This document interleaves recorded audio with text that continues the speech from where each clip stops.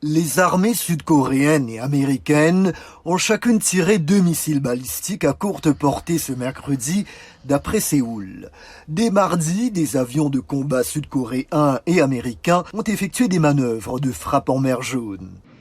Nous continuerons à coordonner la réponse immédiate et à plus long terme bilatéralement, trilatéralement avec la République de Corée et avec la communauté internationale. Mardi, un missile balistique à portée intermédiaire nord-coréen a survolé le Japon, une première en 5 ans qui a conduit Tokyo à activer son système d'alerte. Fumio Kishida, le Premier ministre japonais, s'est entretenu le même jour avec le président américain Joe Biden. Le tir de missiles balistiques par la Corée du Nord était un acte scandaleux qui était absolument inadmissible. Nous répondrons dès que possible avec la plus grande vigilance. Les États-Unis, le Japon et la Corée du Sud ont récemment multiplié les manœuvres conjointes.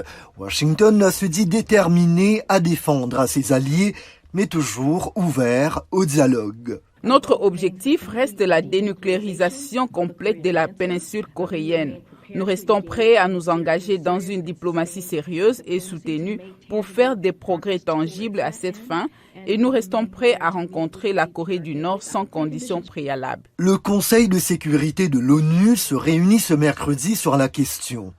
Pyongyang a récemment adopté une loi l'autorisant à mener une frappe atomique préventive. En promulguant la politique de la force nucléaire dans la loi, le statut de notre pays en tant qu'État doté d'armes nucléaires est devenu irréversible.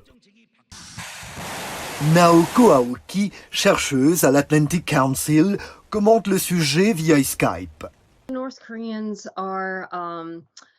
Les Nord-Coréens essaient définitivement de profiter de la situation dans le sens où les États-Unis se concentrent sur la guerre en Ukraine.